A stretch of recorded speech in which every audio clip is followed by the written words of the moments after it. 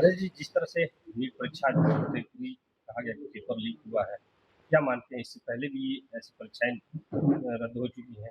ये पूरी भाजपा की सरकार पेपर लीक वाली सरकार है। चाहे वो केंद्र की सरकार हो, चाहे उत्तर प्रदेश की सरकार हो, ये केवल और केवल बच्चों का भविष्य खराब कर रहे हैं, देश का भविष्य खराब कर रहे हैं और ये चाहते हैं कि बच्चे अनपढ़ हों। अब सोचिए इतना बड़ा एग्ज़ाम, डॉक्टर बनने वाला एग्ज़ाम, जो देश का भविष्य है, उसके साथ इन्होंने खिलवाड़ कर दिया। मैं समझता हूँ कि ये पूरे देश के भविष्य के साथ खिलवाड़ कर रहे हैं।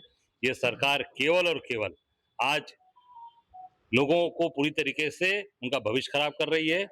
इस पे तत्काल कड़ी कार्रवाई करनी चाहिए और जो लोग इसमें शामिल हैं, उनको कठोर से कठोर दंड मिलना चाहिए, ये हमारी मांग है। पहले भी परीक्षाएँ रद्द होती थी तो आरोप लगते थे कि इसमें सरकार का इन्वॉल्यूशन होता है, खासकर बीजेपी की तरफ से। तो क्या लगता है कि इसमें सरकार में अरे बैठी बीजेपी तो पूरा उसमें पूरी तरीके से उसमें डूब चुकी है।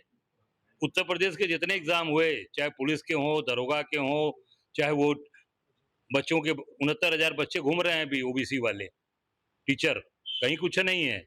पूरी सरकार केवल और केवल भविष्य के साथ खिलवाड़ कर रही है और सरकार का पूरा इसमें पूरा सहयोग है, सरकार के सहयोग से ही सारी चीज़ें हुई हैं। खासकर एनटीए को लेकर के सवाल उठ रहे हैं क्योंकि एनटीए पूरा परीक्षा कराती है, कहती है कि पूरा गोपनीय परीक्षा है, लेकिन देखिए उसके बावजूद भी परीक्षा परीक्षा करा रही पर जब सरकार खुद ही शामिल है, सरकार खुद ही पेपर लीक करा रही है, सारे लोग उसमें शामिल हैं इनके, सारा का सारा तंत्र गुजरात के लोग उसमें पूरा शामिल हैं और सारे गुजरात के लोग, अभी जो सिपाही का परीक्षा लीक हुआ था, गुजरात का एक व्यक्ति था, उसका पता ही नहीं चला, भग गया वो, कहाँ विदेश भग गया।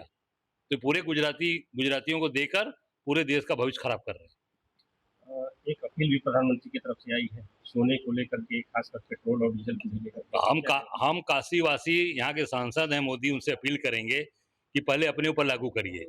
जैसे कांग्रेस के लोगों ने लागू किया, जैसे हमारी नेता इंदिरा गांधी जी ने अपना सोना डोनेट किया।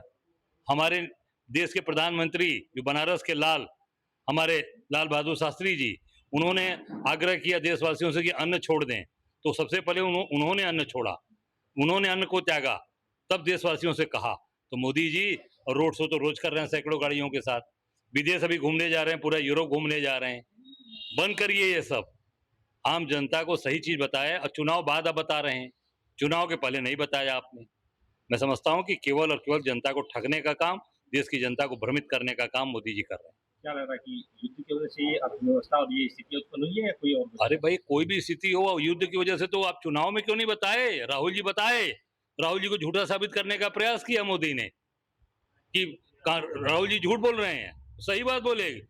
इसी तरह नोटबंदी में मोदी ने कहा था 50 दिन बहनों भाइयों, 50 दिन, नहीं तो चौराहा तय कर लेना। कोई चौराहे पे नहीं है, लोहरावीर चौराहे पर भी नहीं आए, बनारस के चौराहा लोहरावीर आना चाहिए था उनको, कहाँ आए? कहे जीएसटी एक टैक्स में सब काम हो जाएगा। देखिए टैक्स पे टैक्स लग रहा है।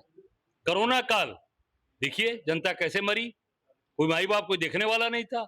वही हाल अब ये कह रहे हैं क्योंकि इनके हाथ से चीजें जा चुकी हैं, तो पूरी तरीके से ये देश के साथ फ्रॉडगिरी कर रहे हैं, देश को भ्रमित कर रहे हैं।